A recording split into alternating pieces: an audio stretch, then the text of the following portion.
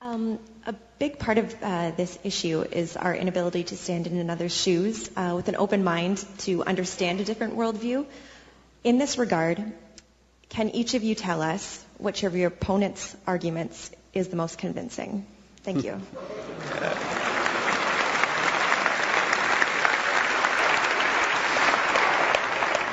Admirable question. Thank you for it. The remark Tony made that I most agreed with this evening, I'll just hope that doesn't sound too minimal, was when he said that if religion was to disappear, things would by no means, as it were, automatically be okay. I mean, he phrased it better than that. It would be what I regard as a necessary condition, would certainly not be a sufficient one. And anyway, religion won't disappear. I just think the hold of it on people's minds can be substantially broken and domesticated. He's quite right about that, of course. I hope I didn't seem at any point to have argued to the contrary. I come before you, after all, as a materialist. If we give up religion, we discover what actually we know already, whether we're religious or not, which is that we are somewhat imperfectly evolved primates on a very small planet in a very unimportant suburb of a solar system that is itself a negligible part of a very rapidly expanding and blowing apart cosmic phenomenon. These conclusions, to me, are a great deal more awe-inspiring than what's contained in any burning bush or horse that flies overnight to Jerusalem or any other of that. It's a great deal more awe-inspiring, as is any look through the Hubble telescope at what our real nature and future really is. So he was quite right to say that, and I would have been entirely wrong if I'd implied otherwise. I think I could say a couple of things for religion myself, would in fact. First is what I call the apotropaic. We all have it, the desire not to be found claiming all the credit. A certain kind of modesty, you could almost say humility. People will therefore say they'll thank God when something happens that they are grateful for, or there's no need to make this a religious thing. The Greeks had the concept of hubris as something to be avoided and criticized.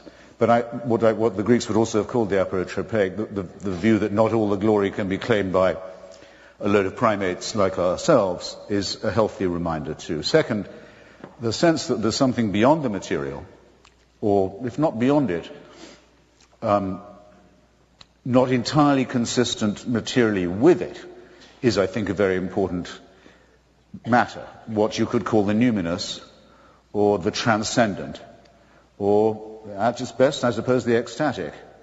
I wouldn't trust anyone in this hall who didn't know what I was talking about.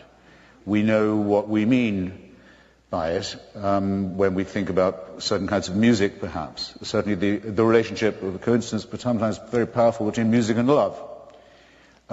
Landscape. Certain kinds of artistic and creative work that appears not to have been done entirely by hand. Without this, we really would merely be primates. I think it's very important to appreciate the finesse of that, and I think religion has done a very good job in enshrining it in music and in architecture, not so much in painting, in my opinion. And I think it's actually very important that we learn to distinguish the numinous in this way. I wrote a book about the Parthenon. I'll mention it briefly. I couldn't live without the Parthenon. I don't believe any civilized person could. If it was to be destroyed, you'd feel something much worse than the destruction of the first temple had occurred, it seems to me. But, we've lost an enormous amount besides by way of our knowledge of symmetry and grace and harmony. But I don't care about the cult of Pallas Athena. It's gone. And as far as I know, it's not to be missed. The Eleusinian mysteries have been demystified.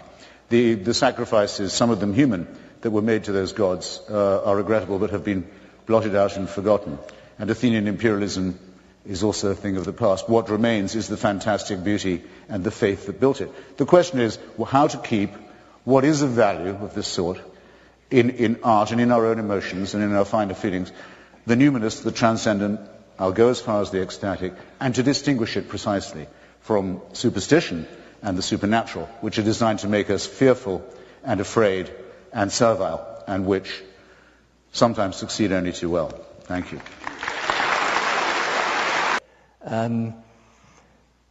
I just wanted to pick up something, if I might, that Christopher said, because I thought his discussion of the transcendent was very interesting, actually. I mean, for those of us of religious faith, we acknowledge and believe that there is a power higher and separate from human power. And in a way what Christopher is saying is, well, I can't accept that, but I do accept there is something transcendent in the human experience, and something numinous, something even ecstatic. You see, for me, the belief in a higher power and the fact that we should be obedient to the will of that power, not simply our own will, I don't regard that as putting me in a position of civility, is not the word I would use. I would use the word obligation. And, you know, it is of course absolutely true that when I can point to any of the acts that I say are inspired by religious faith, you can say, well, they could easily have been inspired by humanism. But I think that for those of us that are of faith and do believe that there is something actually more than simply the human power, this does give you, I think, a humility. It's not all that can give you a humility, but it does. I think, and I have witnessed this myself, I remember, actually again to refer to Northern Ireland, when I met some of the people who were the relatives of those who died in the Omagh bombing, which came actually after the Good Friday Agreement and was the worst terrorist attack in the history of Northern Ireland. And I went to visit the relatives of the victims, and I remember a man saying to me that who had lost his loved one in the bombing, saying to me, you know, I have prayed about this, and I want you to know that this terrible act should make you all the more determined to reach peace and to not stop your quest for peace. And it is completely true that, of course, he could have come to such an extraordinary, and I would say transcendent view of forgiveness and compassion without religious faith. But it was what led him to that. And so I think you can't ignore the fact that for many of us, actually religious faith is what shapes us in this direction. And not because we are servile or base our religious faith on superstition or contrary to reason, indeed. Which is why I've never seen a contradiction between Darwin and being someone of religious faith. But we do genuinely believe that it impels us in a way that is different and more imperative, in a sense, than anything else in our lives. And, you know, in a way we wouldn't be being true to ourselves unless we admitted that. So that doesn't mean to say that someone who is of no religious faith couldn't be just as good a person, and that is, I do not claim for an instant that anybody who is of religious faith is in some way a superior or better person than someone who isn't. But I do say that religion can and does, in the lives of millions, actually hundreds of millions, in fact billions of people, does give them an impulse to be better people than otherwise they would be. I think a way I might do it actually is by commenting on what Tony just said, because he succeeded in doing what I had hoped I might get him to do earlier, which is to allow me to drive him back onto the territory of metaphysics, with which I began, because we did need to transcend that, and thus to get beyond questions like, well, are religious people good, are they bad, and other things that are very important. Does religion make them behave better or worse, and so forth. I'll give you, and I'll challenge Tony on an example. I mentioned earlier our attachment to the labour and socialist movement in our lifetimes. For a very long time, we had in that movement a challenger apparently from the left, the communist movement, which has only been dead a very short time now, it actually hasn't died everywhere yet, and which said it had a much more comprehensive and courageous and thoroughgoing answer than we did to the problems created by capitalism and imperialism and other things, and really proposed a fighting solution. And if I was to point to you the number of heroic people who believed in that, and the number of wonderful works especially of fiction, novels and essays written by people who believed in it, you could probably all of you mention one of your own.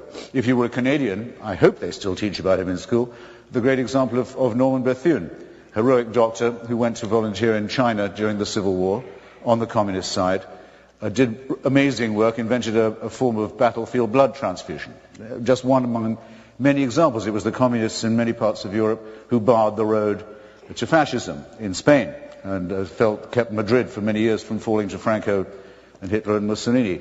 Gandhi may take credit for the Indian independence movement, too much in my view, but no one would deny the tremendous role played by the Indian communists in doing this, in helping to break the challenge, break the hold of Great Britain on their country.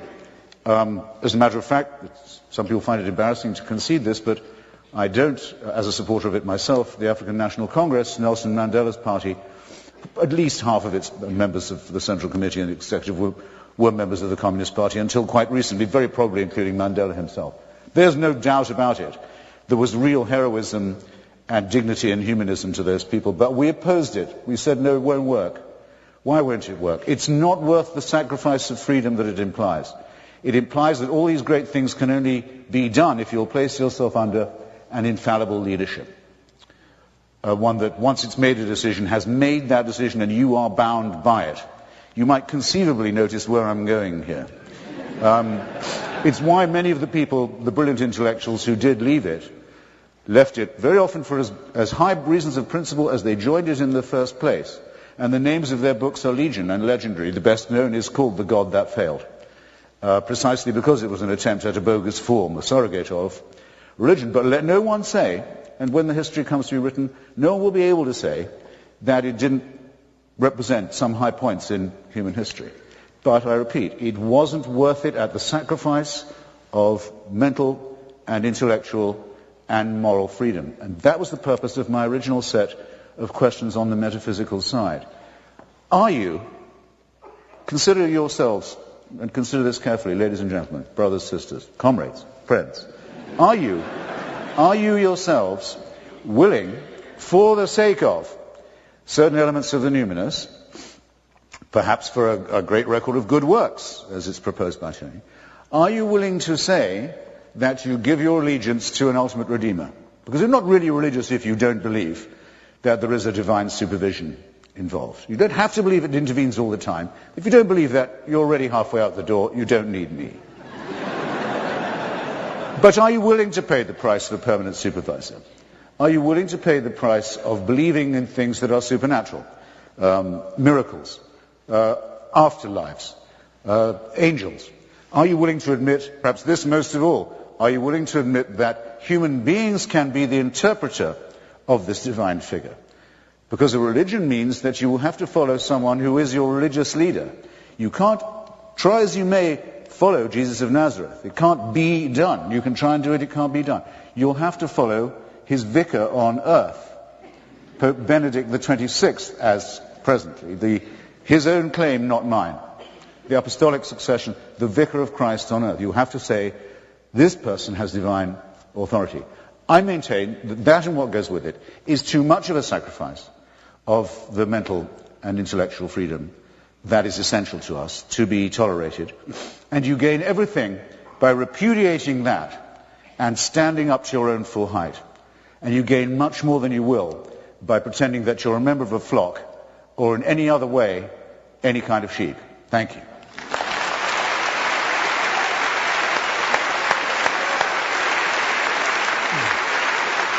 Any look through the Hubble telescope at what our real nature and future really is. So he was quite right to say that, and I would have been entirely wrong if I'd implied otherwise. I think I could say a couple of things for religion myself, would in fact. First is what I call the apotropaic. we all have it, the desire not to be found claiming all the credit. A certain kind of modesty, you could almost say humility. People will therefore say they'll thank God when a small planet in a very unimportant suburb of a solar system that is itself a negligible part of a very rapidly expanding and blowing apart cosmic phenomenon. These conclusions to me are a great deal more awe-inspiring than what's contained in any burning bush or horse that flies overnight to Jerusalem or any other of that. It's a great deal more awe-inspiring, as is. A big part of this issue is our inability to stand in another's shoes with an open mind to understand a different worldview. In this regard, can each of you tell us which of your opponent's arguments is the most convincing? Thank you.